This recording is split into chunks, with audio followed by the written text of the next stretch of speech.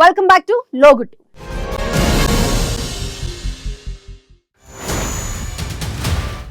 వారిద్దరిది ఒకే సామాజిక వర్గం అయినా ఒకరు ఉప్పు మరొకరు నిప్పులా ఉన్నారట. కూటమి పార్టీలో ఒకరు నియోజకవర్గ ఇన్ఛార్జ్ గా ఉంటే మరొకరు పార్లమెంట్ ఇన్ఛార్జ్ గా ఉన్నారు. అధికార కూటమిలో ఇద్దరు భాగస్వాములు కావటంతో తమ పెత్తనమే చెల్లాలని ఇద్దరు పోటీ పడుతున్నారు. నువ్వే కాదు నేను రాజునేనంటూ ఇద్దరి మధ్య పొలిటికల్ ఫైట్ నడుస్తోంది. మొన్నటి ఎన్నికల్లో చేజారిన సీటు భవిష్యత్తులోనైనా దక్కాలంటే ఈ రాజుల ఆధిపత్య పోరే పెద్ద అడ్డంకిలా మారేలా ఉందట. కొట్లాట మానేసి కలిసికట్టుగా రాజ్యాన్ని కాపాడుకుంటారా? కోట లాంటి ఆ పేటను ప్రత్యర్థులకు అప్పగిస్తారా?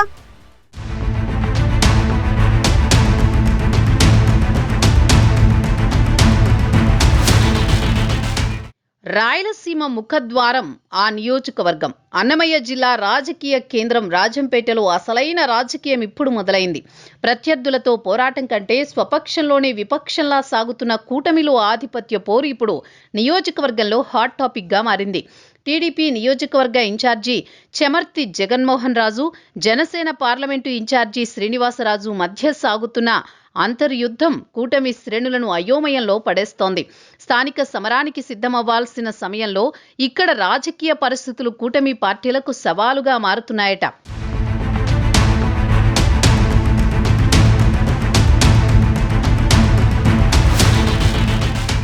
మొన్నటి అసెంబ్లీ ఎన్నికల్లో రాజంపేటలో ఓటమి పాలైన కూటమి నేతల మధ్య వర్గపోరు మాత్రం కొనసాగుతూనే ఉంది. కూటమి నేతలు ఏకతాటిపై నడిచే పరిస్థితి లేదంటూ కొందరు బాహాటంగానే మాట్లాడుకుంటున్నారు. దీంతో స్థానిక సంస్థల ఎన్నికల్లోనూ ఈ పరిస్థితులు మళ్లీ వైసీపీకే అనుకూలిస్తాయా అన్న అనుమానాలు మొదలయ్యాయి. రాజంపేట టీడీపీ ఇన్ఛార్జి చెమర్తి జగన్మోహన్ రాజు అధికార టీడీపీని అంటిపెట్టుకుని కష్టకాలంలో పార్టీ క్యాడర్కి అండగా నిలుస్తూ వచ్చారు. అందుకే ఆయనకే రాజంపేట ఇన్ఛార్జి బాధ్యతలు అప్పగించింది పార్టీ అధిష్టానం.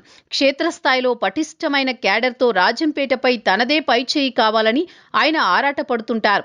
మరోవైపు మాజీ అధికారిగా పాలనా అనుభవంతో జనసేనలోకి ఎంట్రీ ఇచ్చిన ఎల్లటూరు శ్రీనివాసరాజు రాజంపేట నియోజకవర్గ రాజకీయాల్లో తనదైన ముద్ర వేసేందుకు ప్రయత్నిస్తున్నారు. విద్యావంతుడు, మృదు స్వభావి అనే ఇమేజ్తో కొత్త తరం ఓటర్లను ఆకర్షిస్తూ ఆయన ముందుకెళుతున్నారు.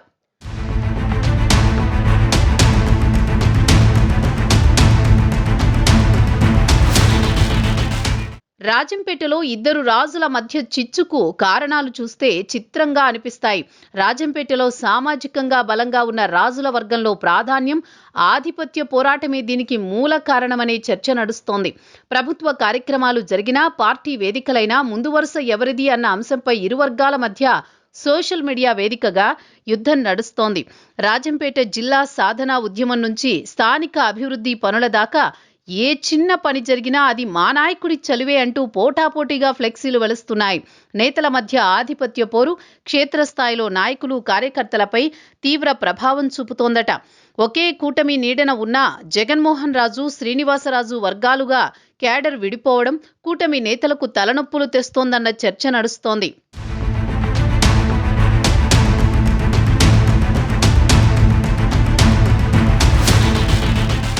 రాజంపేట నియోజకవర్గంలో బలిజ సామాజిక వర్గం, ముస్లిం మైనార్టీలతో పాటు అంతే స్థాయిలో ఓటు బ్యాంకు, గెలుపోటములను నిర్ణయించే శక్తి రాజుల సామాజిక వర్గానికి ఉంది. నియోజకవర్గంలోని ఒంటిమిట్ట, సిద్ధవటం మండలాలతో పాటు రాజంపేట మున్సిపాలిటీ పరిధిలో ఈ సామాజిక వర్గ ఓటర్లు ఎక్కువగా ఉన్నారు. ఎన్నికల్లో రాజుల నిర్ణయాత్మక శక్తిగా ఉంటూ వస్తున్నారు. ఇదే అంశం ఇప్పుడు రాజుల మధ్య ఆధిపత్య పోరుకు కారణమైందన్న అభిప్రాయం వ్యక్తమవుతోంది. రాజంపేట రాజకీయ ముఖ చిత్రంలో ఈ సామాజిక వర్గం మొదటి నుంచి బలమైన ప్రభావం చూపుతూనే వస్తోంది.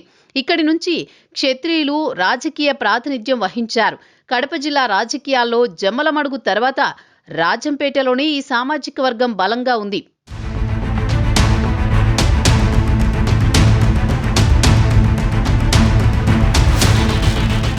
కడప జిల్లాలోని ఇతర నియోజకవర్గాల్లో రెడ్డి, బలిజ సామాజిక వర్గాల ప్రభావం ఎక్కువగా ఉంటే రాజంపేటలో మాత్రం క్షత్రియుల ఓటు బ్యాంకు, గెలుపోటములను శాసించే స్థాయిలో ఉంది. రాజంపేట మున్సిపాలిటీ పరిధిలో వీరి జనాభా గణనీయంగా ఉండడంతో స్థానిక సంస్థల ఎన్నికల్లోనూ ఈ సామాజిక వర్గ పాత్ర కీలకంగా ఉంటూ వస్తోంది. నియోజకవర్గంలో సుమారు 30,000 పైచిలుకు ఓట్లు ఉండడంతో ఏ పార్టీ అయినా ఆ వర్గాన్ని విస్మరించి రాజంపేటలో విజయం సాధించడం దాదాపు అసాధ్యం అన్న భావన ఉంది.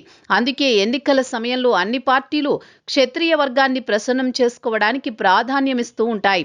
రాజంపేట నియోజకవర్గంలో గతంలో కాంగ్రెస్, టీడీపీ, తర్వాత వైసీపీ గెలుస్తూ వస్తున్నాయి. మొన్నటి ఎన్నికల్లో వైసీపీ నుంచి పోటీ చేసిన జెడ్పీ మాజీ చైర్మన్ ఆకేపాటి అమర్నాథ్ రెడ్డి మరోమారు గెలిచి కూటమి నేతలకు షాక్ ఇచ్చారు.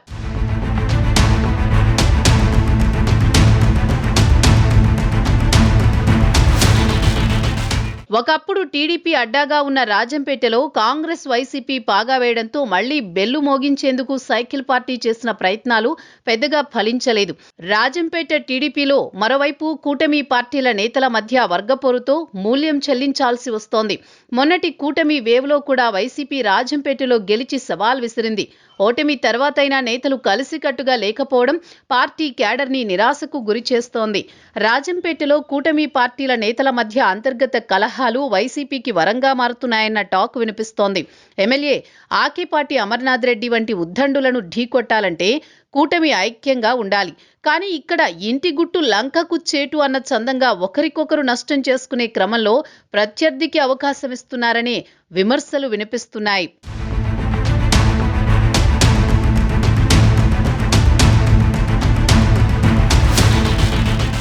రాజంపేటలో ఆధిపత్య పోరుపై అటు అమరావతిలోని టీడీపీ పెద్దలకు, ఇటు జనసేన అధినాయకత్వానికి పూర్తి సమాచారం ఉంది. అయితే ఎవరిని వదులుకోలేక, ఎవరిని కట్టడి చేయలేక రెండు పార్టీల అధినాయకత్వాలు మౌనం వహిస్తున్నాయన్న ప్రచారం జరుగుతోంది. ఈ మౌనం రాజంపేటలో కూటమి పునాదులను బలహీనపరుస్తోంది. రాజంపేట రాజుల్లో ఒకరు అనుభవాన్ని నమ్ముకుంటే మరొకరు మారుతున్న సమీకరణాలను నమ్ముకున్నారు. ఈ ఇద్దరూ కలిసి నడిస్తే రాజంపేటలో కూటమికి తిరుగుండదు. కానీ నేనే రాజు అన్న పంతంతోనే ముందుకెళితే రాజకీయ యుద్ధంలో ఓటమి తప్పేలా లేదు.